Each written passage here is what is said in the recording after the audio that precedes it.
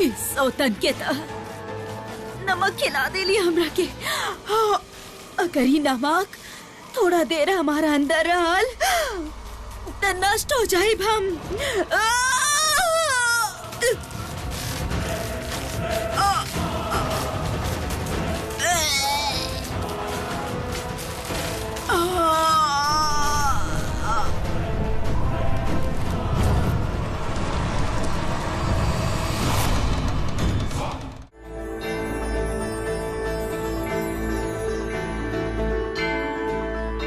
रावण हत्था के वो चुड़ैल पर उहे असर होखी जने को बीन के नागिन पर।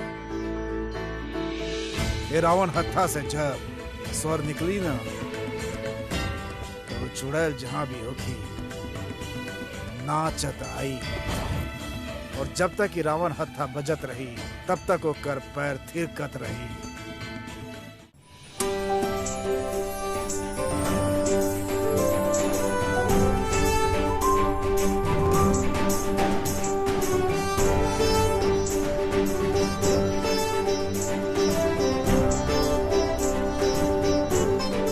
भाई सब दादी माँ, आपके मनावे के कोशिश। हम जानत आनी तू हमरा से नाराज बाड़ा, और हम चाह के भी तारा के मोहिनी के सच ना बता पैनी, काहे कि हमरा पे ई वक्त नजर रखल जा रहल बा। सौतन कहाँ चल गई? सिया अचानक कहाँ चल गई?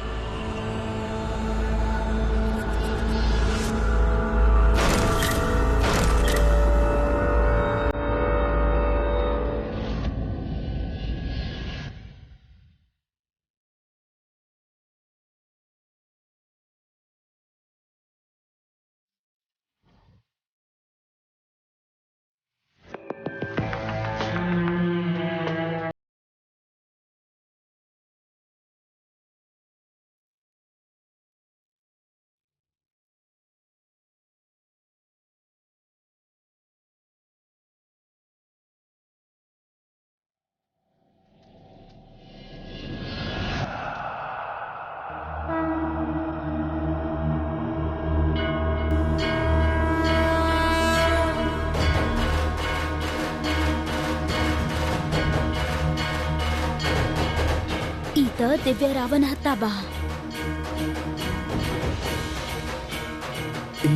सिया रावण हत्था काहे लेके आइल बाड़ी?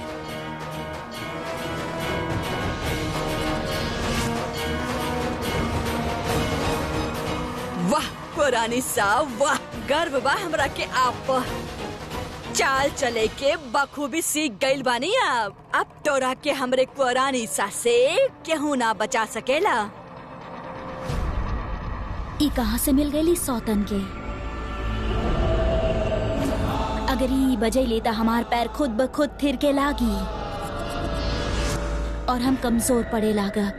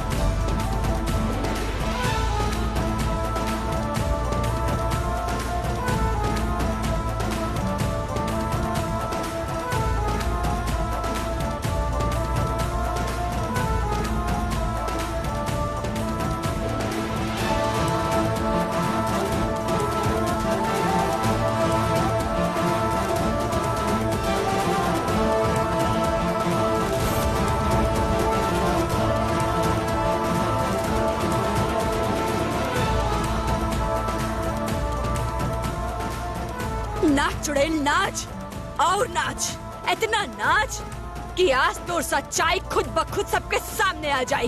नाच चुड़ैल नाच।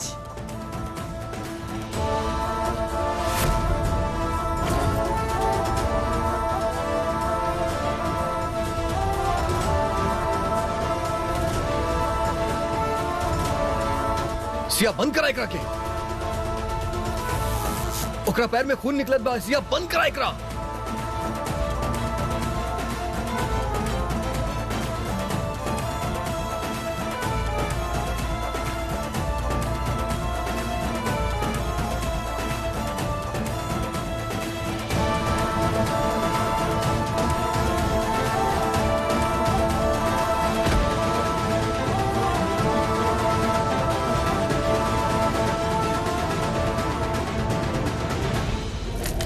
इनफ ना सिया।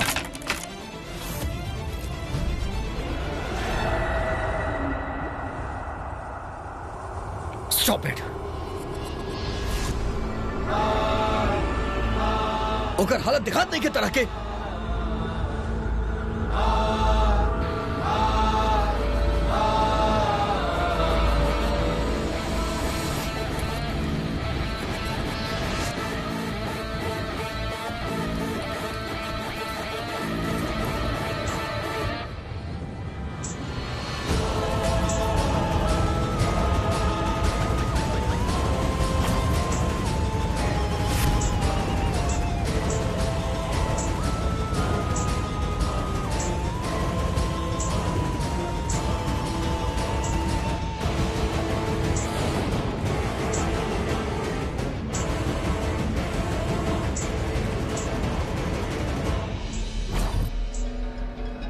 What is wrong with you, सिया?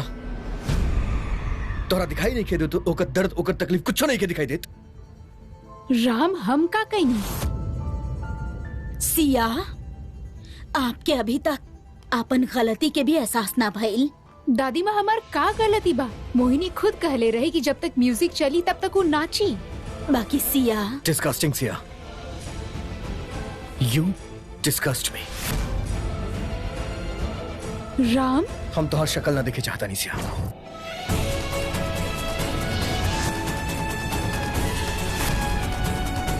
हमके यकीन ना होता कि तू उहे लेकी बड़ू जगह हम प्यार कैले रहनी।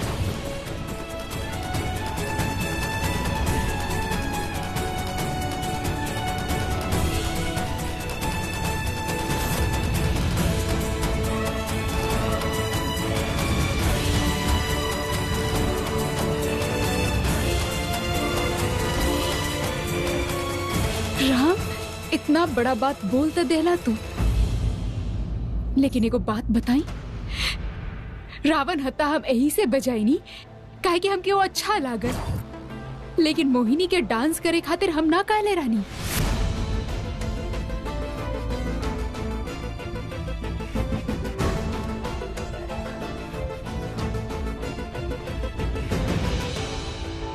राम राम रुकी।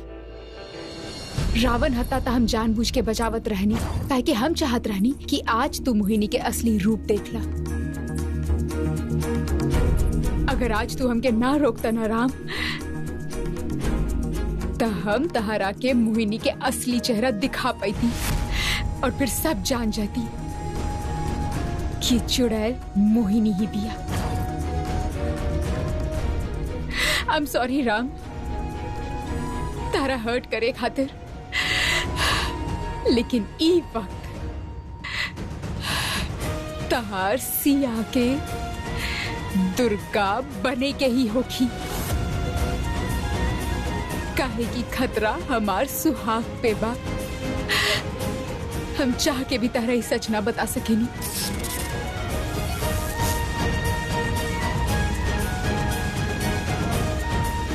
रावण हत्या बजा के उस चुड़ैल के हम काफी कमजोर कर चुकल बानी, और अब राम के सिया ओकर इहे कमजोरी के आपन ताकत बनाई और ओकरा ई बताई कि राम और सिया के बीच में आए के अंजाम का होखेला।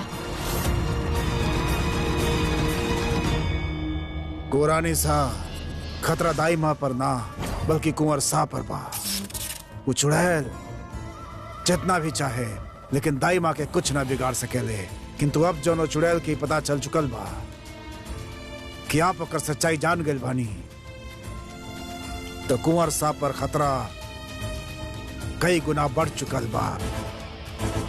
आप कुंवर सा के ढाल बानी कुंवरानी सा, और यही खातिर वो चुड़ैल के हर वार से कुंवर सा बचत आयल बाड़न, लेकिन अब उनके कड़ा से कड़ा सुरक्षा के बेहद आवश्यकता बा। पर काहे राजज्योतिषी, हमनी तो मोहिनी के कमजोर कर देले रहनी ना। बाकी एगो घायल शेरनी और ज्यादा खतरनाक होखेली कुंवरानी सा। हमरा तो ये डर बा कि गुस्सा में आके वो कुंवर सा के कुछ कर ना देवे। राजज्योतिषी, तो अब हमनी कैसे खत्म करी उ चुड़ैल के? चुड़ैल के कमजोर करल बहुत आसान बा कुंवरानी सा, लेकिन ओकर खत्म कईल बहुत ही मुश्किल।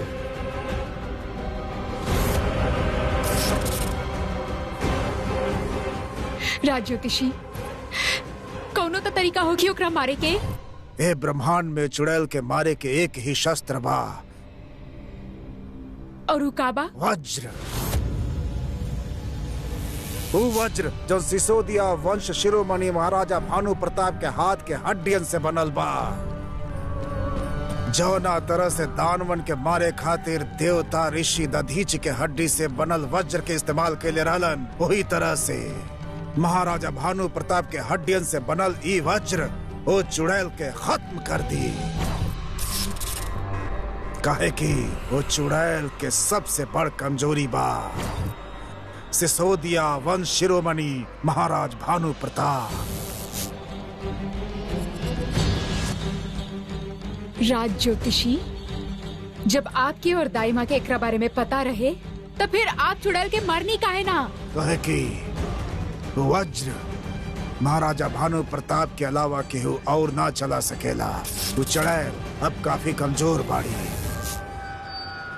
यह सही मौका बा ओकर खात्मा करे के। हम सदियन से कविता, कहानी और कहावत में सुनल आइल बानी कि मंत्र से सुरक्षित पहाड़ी वाला मंदिर में वो वज्र छुपल बा, और वज्र के लाए खातिर वो चुड़ैल के खत्म करे खातिर हमनी के कुंवर शाह के मदद लेवे के होखी।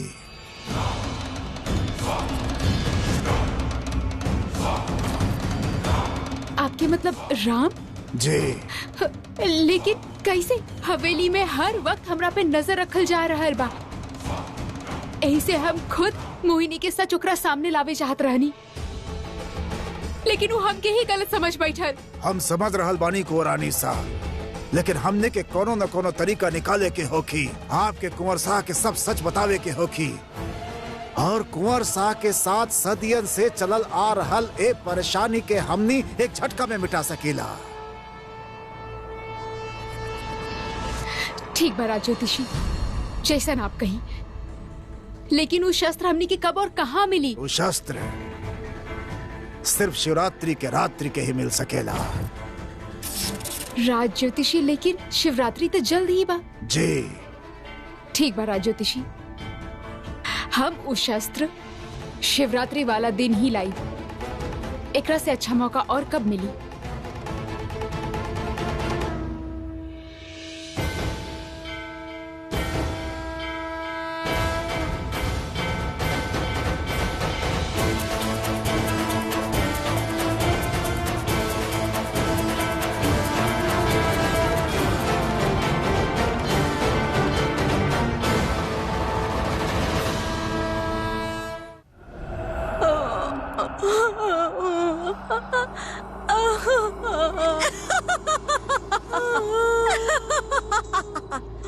कहले रानी ने तो के कि हमरे कुंवरानी सा के कमजोर समझ लेके कोशिश मत करी है।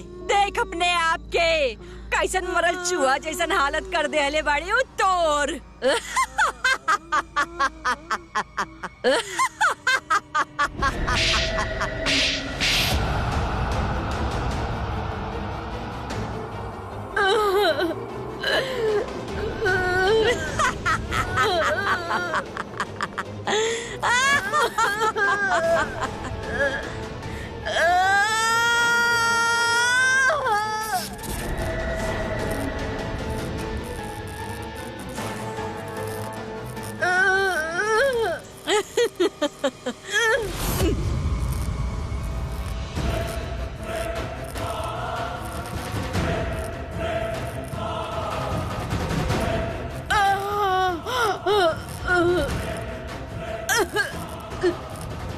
यही से छोड़ ले रहलू ना तू सुराग।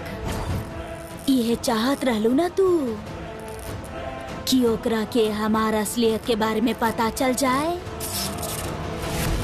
बहुत शातिर निकलू रे तोहार कुंवरानी सा।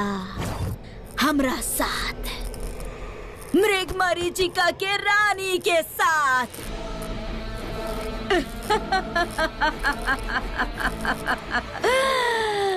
खेल खेल लियो।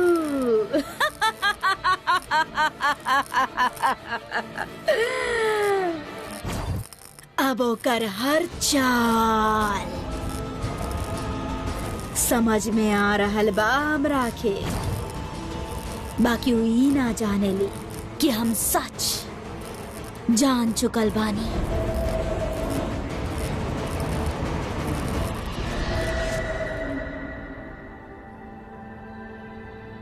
राजपुरोहित जी, माता की मूर्ति के ढके के समय हो गए बा।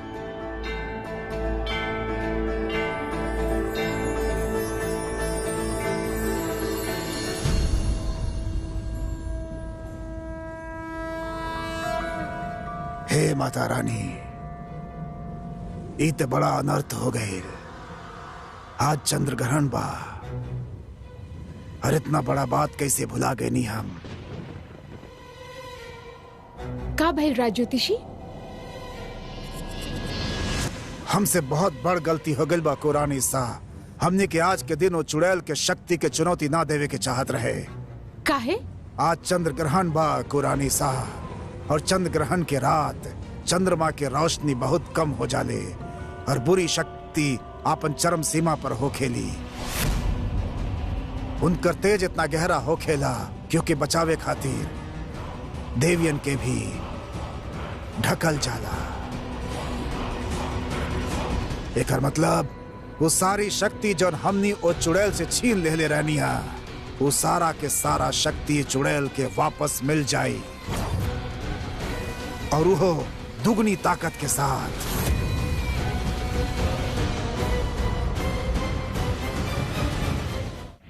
तार को व्रानी चाह के भी वो हथियार के इस्तेमाल ना कर पाई। इतना बड़ा ज्ञानी और निकलल नीरा मूर्ख गलत दिन चुन लेलस रे। वो हमार शक्ति छीने के। तार रात ज्योतिष भूल गईल कि उजाला रात से पहले काला रात आवेला, जे हमनी चुड़ैलन के और भी शक्तिशाली बना देवेला।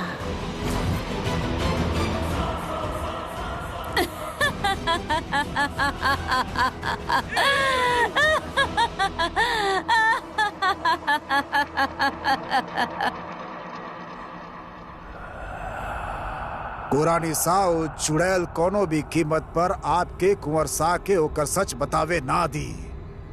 अभी आप ही के पूरा सावधानी के साथ कुंवर सा के कोनो एकांत जगह ले जाके सारा सच बतावे के होखी, और कुंवर सा के सुरक्षा खातिर हमने के कड़ा से कड़ा प्रबंध करे के होखी। कहे कि वो चुड़ैल कोनो न कोनो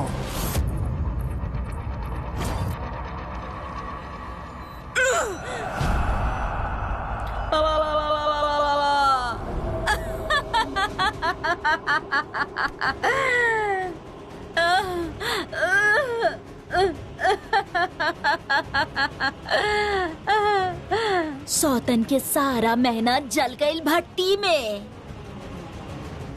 आज रात हमरा हमार सारा शक्ति वापस मिल जाई और हमार ताकत दुगना हो जाई। और एकरा से पहले कुंवर सा हमरा वज्र से मरी हैं, हम ही सारा खेल खत्म कर दे।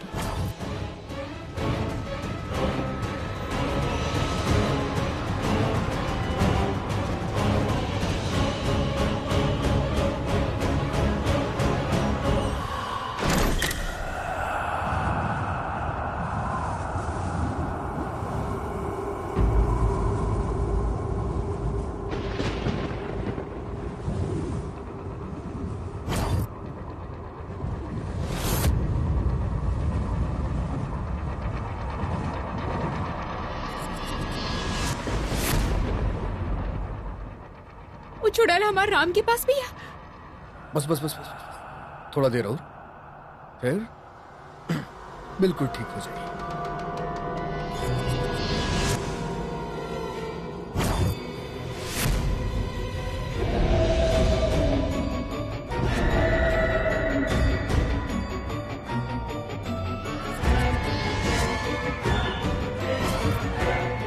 सौतन, हम जानतानी तारा हमार राज पता चल गइल बा।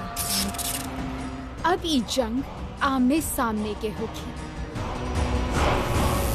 तारा हम कमजोर तो कर ही दिले बानी, लेकिन मार ना पाइलू।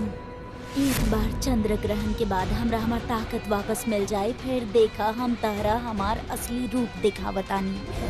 तब तक हमरा शांत बैठे के होई। तहार ताकत वापस मिले से पहले ही हम तहार खात्मा कर दे। मोहिनी, अगर इतना ही चोट लागल रहे तो डांस काहे करत रहलू तू? रुकलू काहे ना? कुंवर सा, कुंवरानी सा, हमार मालकिन वाद्या बचावत रहे। ता हमार पैर कैसे रुक सकत रहे? बहुत कौन तरह की बात रहे मोहिनी? तू कौन जमाने में जियत रहलू?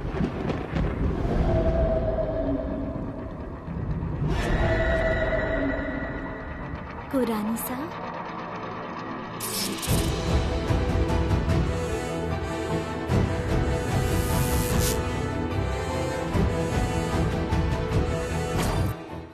आई एम सॉरी मोहिनी, हमार पत्नी की वजह से तेरा इतना दर्द सहे के पड़ा।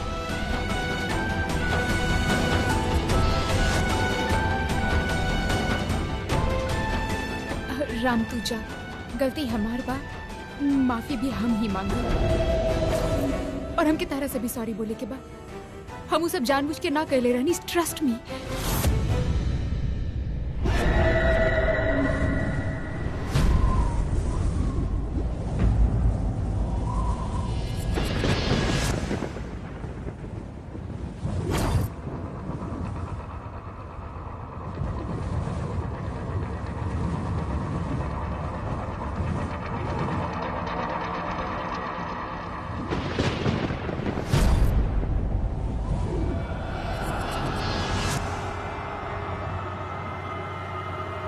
आई एम रियली सॉरी मोहिनी।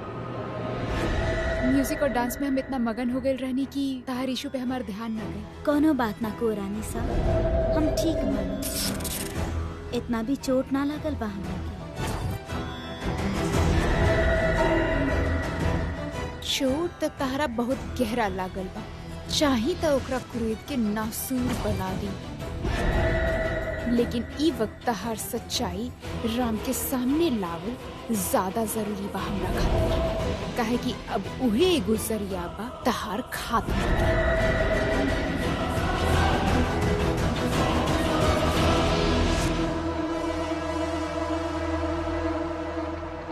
कुंवरानी साहब की जोड़ा तैयार बा। Thank you.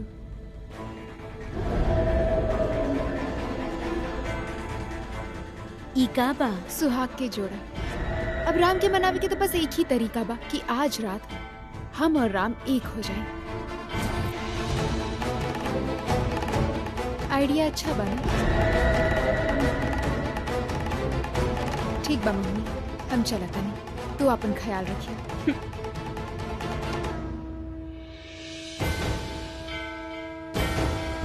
हम जानत आनी कि जब तक तू और तहार पलटन हमरा पे नजर रख ले बारू, तू हमके राम के सच बतावे ना देबू।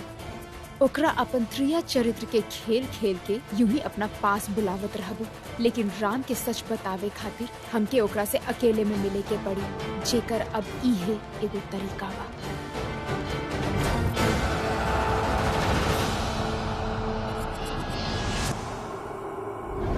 सुहाग के जोड़ा। अब कौन लंबा चाल चले वाला बड़ी सौतन? मोहा, मदिरा, माया, आज रात कड़ा नजर रखा इनका पर। हमरा अपन शक्ति वापस पाए जाए के बा। मलिका, राम और सिया बहुत मुश्किल में बाड़े और एक परिवार होके के फर्ज निभाते। हमने के उनकर मदद करे के बा। Really? Family and all, हाँ रानी माँ? कब से? I mean, आप तो हमनी के कबो अपन फैमिली का हिस्सा मान ले ही ना बानी। इनफैक्ट आप तो कबो सीधा बस मॉम,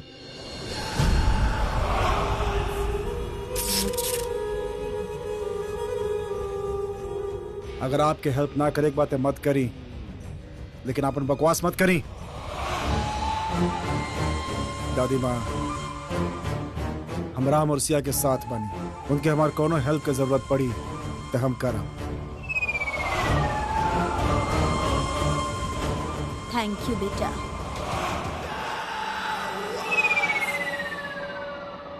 आई होप ये प्लान काम कर जाए।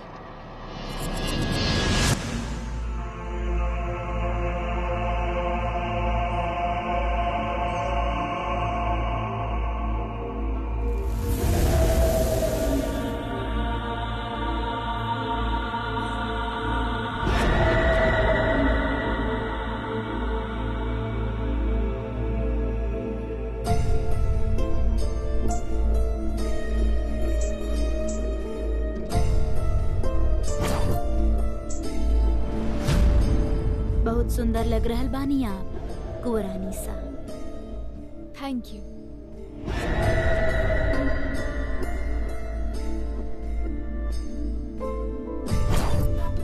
हम आपके खातिर कुछ ले ले बानी, बुरा ना मानो तो दे दी।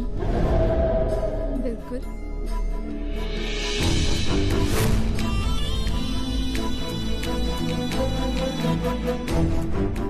खास तरबाई आज एकरा के जरूर लगाई। एकर खुशबू से कुंवर सा खुद आपके पास चले हैं। सच्ची? Thank you so much Mohan.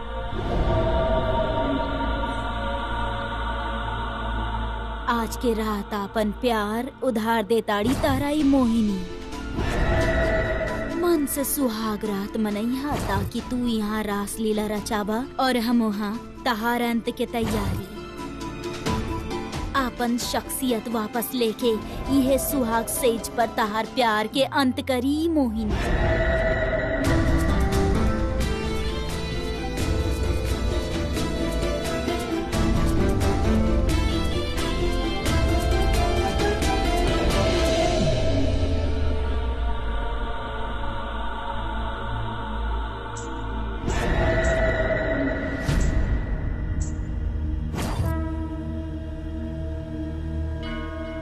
एगो सुहागन के शतरंज बा चुड़ैल।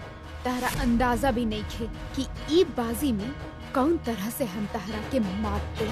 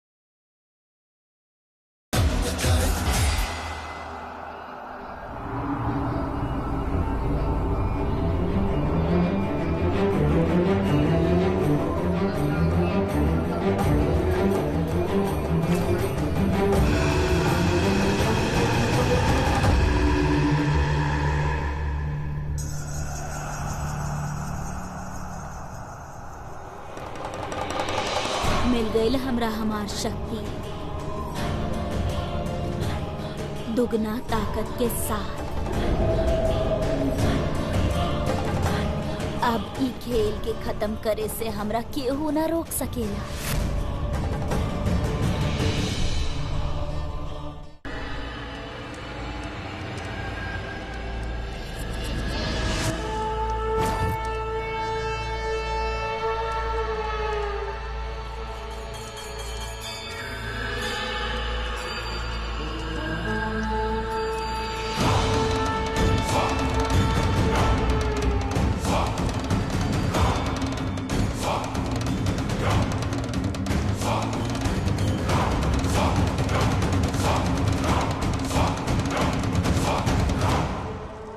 प्रणाम। राम, ई महापुरोहित जी बाड़ी। आज जे विधि आप करे जात बानी उ सिर्फ महापुरोहित जी ही करवा सकेले। यही से उ खास जयपुर से आयल बाड़ी। कल्याण होखे। कुंवर सा ग्रहण समाप्त हो गईल बा और बहरामगढ़ के उत्तराधिकारी होखे के नाते आप जाके देवी माँ के मुख से कपड़ा हटा दी। रानी माँ, आपके शिव पार्वती मंदिर में जाके सूर्योदय होखत ही हवन करे के बाद जी हो सके तो आप जल्दी ही प्रस्थान कर ले, अन्यथा आप समय पर ना पहुंच पाए। जी। राम, यहाँ के सारा काम खत्म होते आप सीधा अपन रूम में जाई। वहाँ कुंवरानी सा बेसब्री से आपके इंतजार कर रहल बाड़ी। दादी माँ, जे कहल जाए उहे करी। खुश रहा।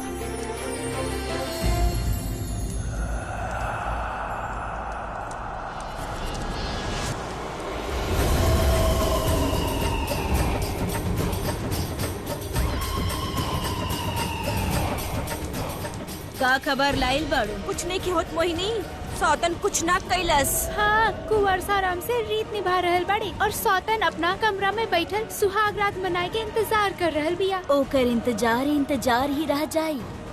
अब राना सा और सौतन कबो ना मिली है।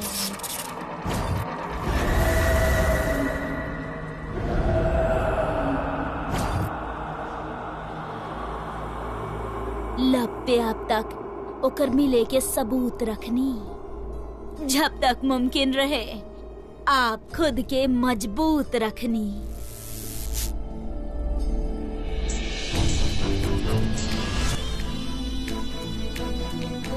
लेकिन तहार सारा हसरत अधूरी रह जाई। तहार कुंवर सा नाई है तहरा पास। काहे कि हम जा गइल बानी तहरा पास।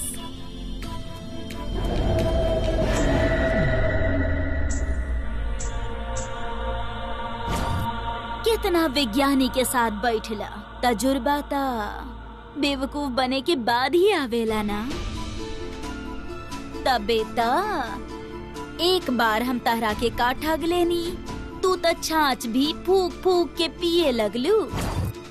खैर, समझदारी ता एगो कला बा और यहाँ हर केहू कलाकार नहीं खे, सिवाय तहार और हमार के।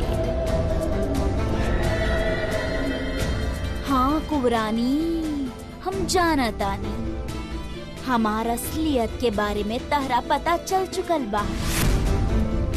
हम तब बस आपन शक्ति के लौटे के इंतजार करत रहनी।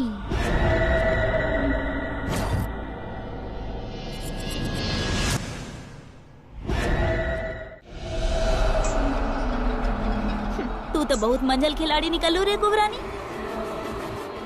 त्रिया चरित्रा, मृग मरीचिका, झूठ के ताना बाना, हाँ, इस सब तो हम चुड़ैलन के काम बा।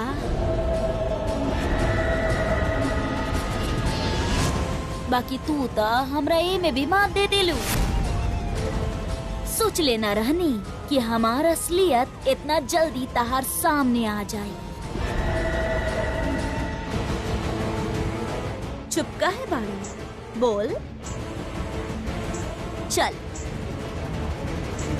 उठा अपनी घूंघट और देख जेकरा इतना शिद्दत से ढूंढत रहलू तू आजू तहार सामने तहार पास खुद चल के आयल बाड़ी। तहार सबसे बड़ा दुश्मन तहार पति के मौत।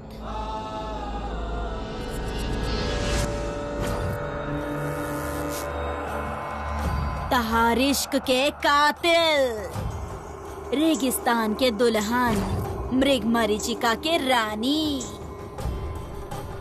बुरा जादू के मालकिन मोहिनी।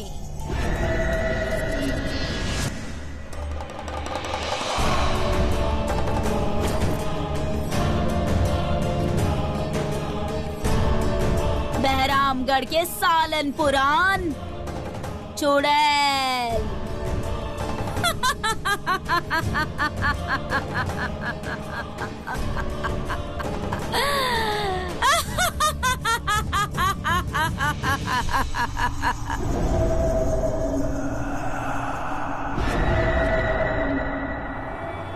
हमार वजूद छीने आयल रहलू, हमरा मारे के दावा करत रहलू, हमार शक्ति छीने आयल रहलू पागल। हमरा हरावे आयल रहलू, बाकी का फायदा भइल? तहार हर एक चाल नाकामयाब हो गई। तहार हर एक बाजी हमार ग्रहण बदल के रख देलस। सोच ले रहनी तहरा आपन सहेली आपन बहन बना के ऐसन चाल चलब कि तू हमार राना सा के खुद हमरा पास भेजबू। बाकी कौनो ना, हमारी ग्रहण हमरा के इतना शक्तिशाली बना देले बा कि तू और तहार भगवान हमार कुछ ना बिगाड़ सकेला। अब तक तू बस हाथ बांध के देखत रह तमाशा। तहार कुंवर सा के मार के आपन राना सा के ले जाइब अपना साथ।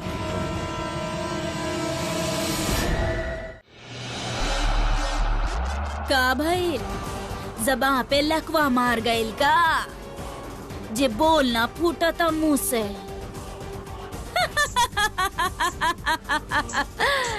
ओ दिन तब बड़ी शेरनी बनल फिरत रहलो, अब उतर गइल ना बहादुरी और सती बने के भूत।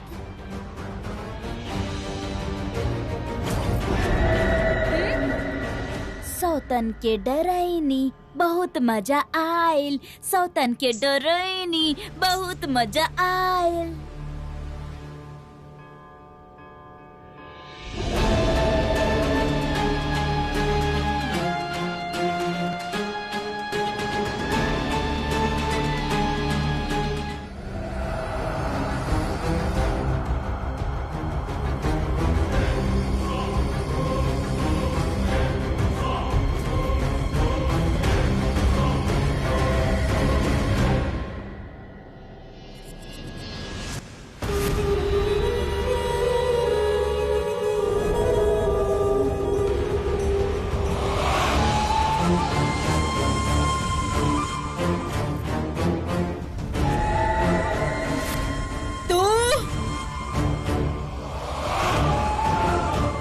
प्लीज हमरा के मत मरिया। हम बस उहे कहनी जन हमरा के कहल गइल रहे। Vivian, thank you so much हमारे इतना बड़ा हेल्प करे खातिर। Thank you my foot. हमार हैंडसम लिटिल बनी की बेबी डॉल बना के रख देले बाड़ू तू। तो आप कर देती।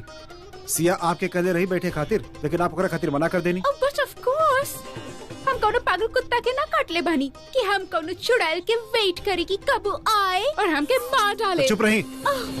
आप आज तक क्यों के हेल्प ना करी? आज हमारे फैमिली के हमारी जरूरत बा। हम आज इनकर हेल्प करब। Impossible. Thank you Vivian. Seriously Vivian, thank you so much. And trust me, तारा कुछ ना होगी।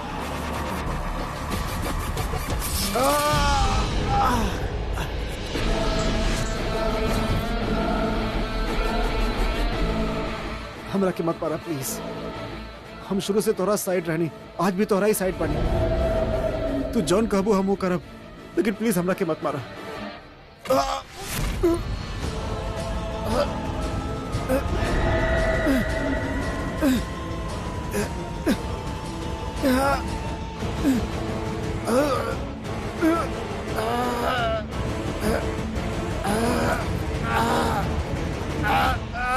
सौतन कहाँ बाड़ी?